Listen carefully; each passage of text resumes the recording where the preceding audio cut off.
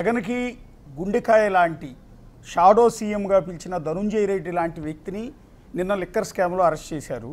ఇక next king pin జగనేనని ప్రచారం జరుగుతుంది. నేనేమంటున్నానంటే లిక్కర్ లాంటి కేసుల్లో జగన్ని మీరు అరెస్ట్ చేసినా లేదా పాత అక్రమాస్తుల కేసులో సిబిఐ కేసులో బెయిల్ రద్దయ్యో లేకపోతే జడ్జిమెంట్ వచ్చో అది అక్కడ అరెస్ట్ అయ్యి మళ్ళీ జైలుకి వెళ్ళినా ఏదైనా కూడా మళ్ళీ ఎంటైర్ జగన్కి సింపతి వెళ్తుందేమో కదా, మళ్ళీ మీకు వచ్చే ఎన్నికల్లో మీకు ఇబ్బంది కలగదా అంటున్నా. ఈ దేశంలో అత్యంత నిజాయితీ పరుల్లో అరవింద్ కేజ్రీవాల్ గారు ఒకరని చాలామంది అభిప్రాయం. అరవింద్ కేజ్రీవాల్ గారి మీద మద్యం కుంభకోణం కంటే ముందు ఏ ఆరోపణలు కూడా లేవు. మరి అరవింద్ కేజ్రీవాల్ గారిని జైల్లో పెట్టారు. మరి జైల్లో నుంచి వచ్చిన తర్వాతే ఎన్నికలు జరిగాయి.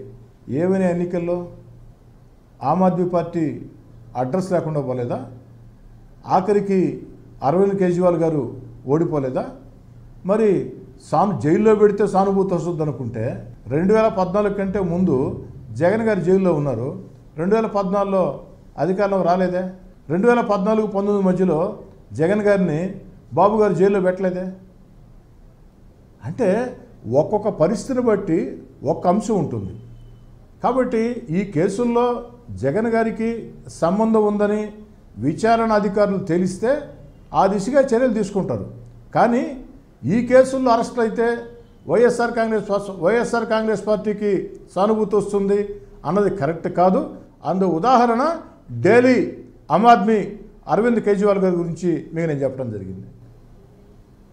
ఒక ఇద్దరు గురించి ఇక్కడ మనం మాట్లాడుకోవాలి. కోటమిరెడ్డి శ్రీధర్ రెడ్డి గారు, మీరు కూడా మీకు కూడా క్లోజ్ అయి ఉంటారు వాళ్ళు అప్పుడు ఆ పార్టీలో ఉన్నప్పుడు.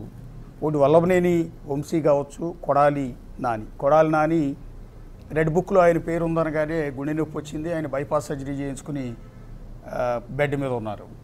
రెండోది వల్లభనేని వంశీ, మీకు తెలిసిందే నారా భువనేశ్వర్ గారిని ఉద్దేశించి ఆయన చేసిన అత్యంత దారుణమైన కించపరిచే ఆ భాష, దానికి మూల్యం చెల్లించుకుంటున్నారు అనుకోవచ్చు. వాళ్ళ జైల్లో ఆయన మీరు చూశారు, హెల్త్ కూడా పూర్తిగా పాడైపోయి 20 కేజీలు బరువు తగ్గిపోయి నరకం అనుభవిస్తున్న పరిస్థితి చూస్తున్నాం.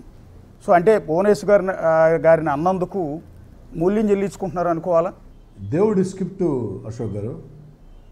ఎందుకంటే అధికారం చేతిలో ఉందని ఉచ్చ నీచాలు మరిచి సభ్య సమాజంలో సాధారణ ప్రజలు కూడా మాట్లాడలేని మాటల్ని నిండు శాసనసభ సాక్షిగా సత్యమేవ జయితే అన్న సూక్తిని కించపరిచే రీతిలో శాసనసభ ప్రమాణాలని దిగజార్చే రీతిలో ఆ రోజు చంద్రబాబు గారి కంటి వెంట కన్నీరు కారేదానికి, వారు బాధపడేదానికి కారణభూతులైనటువంటి వల్లభనేని వంశీ గారి విషయంలో, లేదా అంతకంటే దారుణంగా వ్యాఖ్యలు చేసిన కొడాలి నాని గారి విషయంలో నాకు ఎలాంటి సానుభూతి లేదు, ఉండదు. నాకే కాదు, ఎవరికి ప్రపంచంలో తెలుగు ప్రజలు ఎవరికి కూడా ఉండదు. దాంట్లో ఎలాంటి అనుమానం లేదు.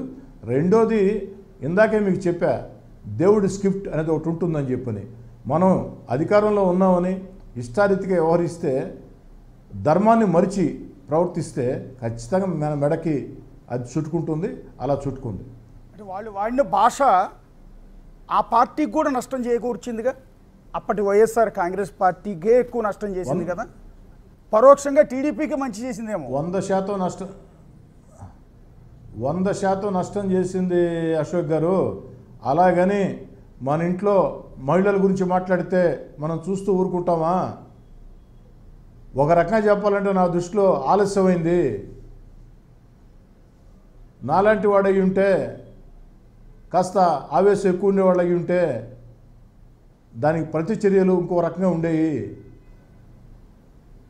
చంద్రబాబు నాయుడు గారు కాబట్టి, వారు పెద్ద మనిషి కాబట్టి, సమాజ హితం ఆలోచన చేసేవాళ్ళు కాబట్టి, సమాజం మెచ్చాలా, ఏదైనా చట్టపరంగా జరగాల ఆలోచన ఉండేవాళ్ళు కాబట్టి ఆలస్యమైంది. అయితే అశోక్ గారు, ఈ వల్లభనేని వంశీ గారు మాట్లాడిన మాటలు కాదు, కొడాలి నాని గారు మాట్లాడిన మాటలు కాదు, జగన్ గారు మాట్లాడించిన మాటలు. ఎందుకని చెప్తున్నానంటే, జగన్ గారు అలాంటి మాటలు మాట్లాడితేనే ప్రోత్సహిస్తారు, భుజం దడతారు. అలాంటి మాటలు మాట్లాడితేనే. ఇందాక నేను చెప్పా, ఒక మంచి పని చేసినా పొగడ్డు, ఒక చెడ్డ పని చేసినా ప్రశ్నించుడు. ఇది జగన్ గారి దగ్గర ఒక ముఖ్య లక్షణం అని. కానీ ప్రత్యర్థుల మీద, ముఖ్యంగా ఆ యొక్క టీవీ ఛానల్స్ మీద కావచ్చు, పత్రిక మీద కావచ్చు, ప్రత్యర్థుల మీద, చంద్రబాబు గారి మీద, పవన్ కళ్యాణ్ గారి మీద, లోకేష్ గారి మీద ఉచ్చ నీచాలు మరిచి మాట్లాడితే బాగా ప్రోత్సహిస్తాడు. అందుకు కారణం జోగి రమేష్ గారే. జోగి రమేష్ గారు ఆ యొక్క శాసనసభలో ఏబిఎన్ గురించి, రాధాకృష్ణ గారి గురించి ఏ విధంగా మాట్లాడాడు, రామోజీరావు గారి గురించి ఏ విధంగా మాట్లాడాడు, చంద్రబాబు గారి ఇంటి మీద దాడికి ఎత్తించాడు మీకు తెలుసు. వేరే నాయకుడు అయితే దాన్ని అంగీకరిస్తాడా అధినేత?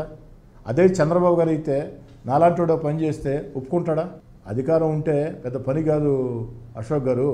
ఎవరిళ్ళ మీదకైనా పోయి ఏమైనా చేయొచ్చు అని చెప్పని మీరు అనుకుంటే ఎంతవరకు కరెక్టు?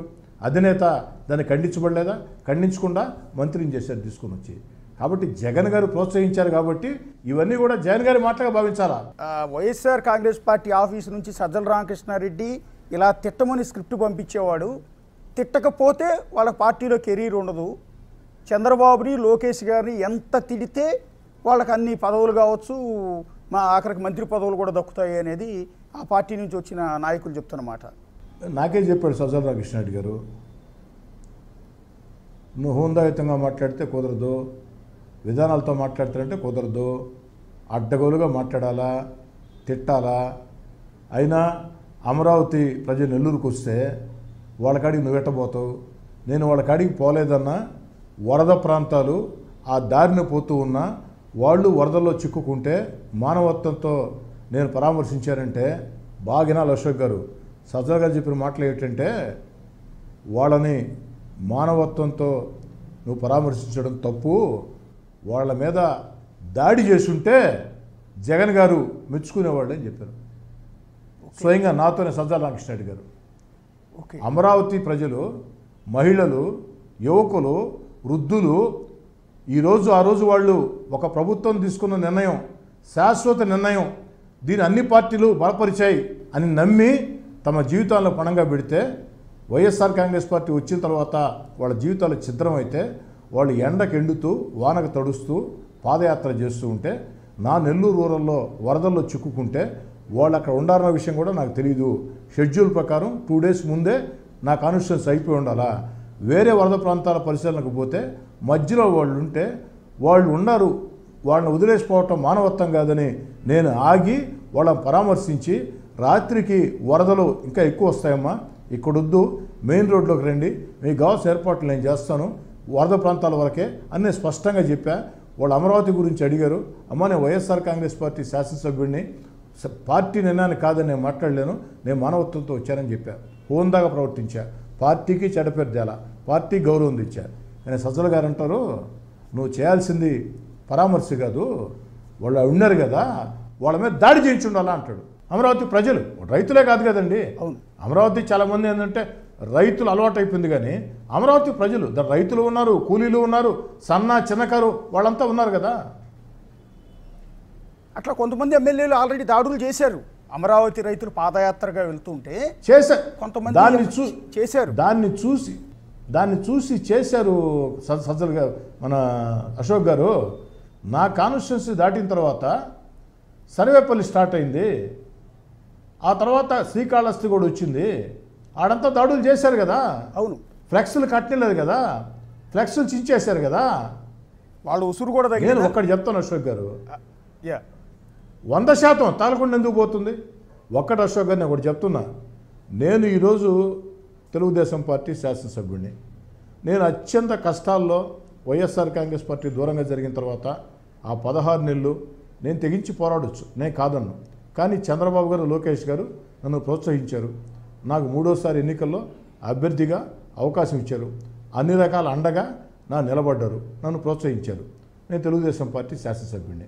ఈరోజు కూడా జగన్ గారి గురించో వైఎస్ఆర్ కాంగ్రెస్ పార్టీ గురించో మాట్లాడాల్సిన పరిస్థితుల్లో నేను మాట్లాడతా, కానీ హోందాయుతమైన భాషతో మాట్లాడతా, పద్ధతైన భాషతో మాట్లాడతా, ప్రజల్ని ఒప్పించే భాషతో మాట్లాడతా, ప్రజల్ని మెప్పించే భాషతో మాట్లాడతా.